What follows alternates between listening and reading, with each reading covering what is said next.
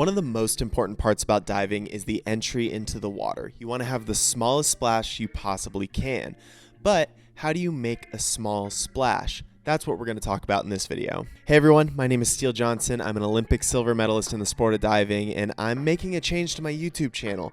I'm going to be using this channel to document my training towards the LA 28 Olympics, but I also want to use this channel to provide education on the sport of diving, tips, tricks, and how to become a better diver. So if that sounds interesting to you, be sure to like this video, subscribe down below, and consider supporting me on Patreon, and you'll get more exclusive access to these videos and extra diving content. So when it comes to diving, there's a lot of different aspects to the dive that go into your final score. But the part of the dive that is most important and is most heavily weighed in the scoring factor, whether it should be or not, is the entry into the water. When you go through the water, you want to have the smallest entry you possibly can. The bigger your splash, the lower your score is because it shows less control and less precision.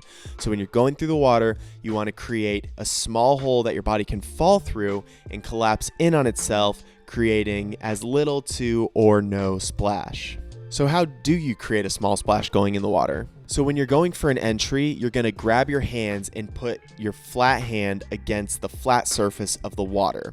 When your hand hits the water, you're going to swim your hands apart and spread your fingers out as wide as you can to try and create as big of an entry point through the water as possible. Doing this creates a big enough hole in the water that your body can fall through, and as you go through the water, you want to do either a pike save for a forward or an inward dive, or a scoop save or a knee save for a back and reverse dive, and that will help suck the water down with you as you go through the hole in the water, and the entry point or the hole in the water will collapse in on itself.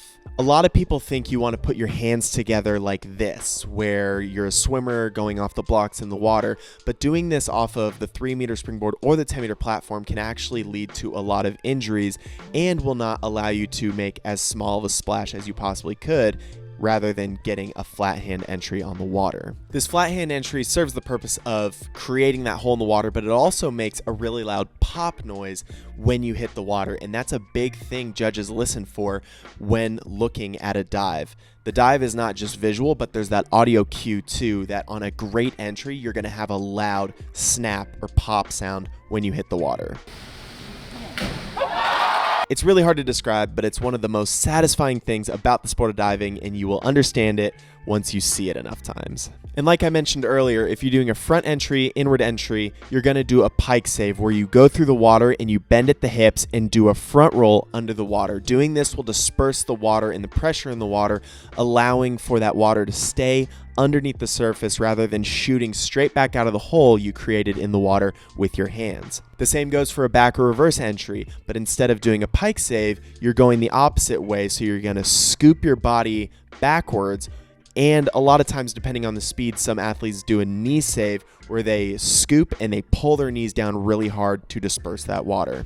Overall, the entry is one of the most important parts of diving. Some people get it naturally and some people have to work extremely hard to develop that skill, but it is a skill that can be developed. There have been plenty of divers in the past who are not naturally incredibly gifted at creating a small splash, but as they work on the technique, the splash gets smaller and smaller and it becomes their bread and butter. At the end of the day, the splash is not the only thing the judges are looking for, but it is the last thing the judges see on a dive. And so in diving, we like to call it the mind eraser. You can be a little away from the board, you might not have a strong jump or the best form, but if you've got an incredible entry, that can erase the minds of the judges from the other things that might not be perfect in the dive and might encourage them to give you a higher score.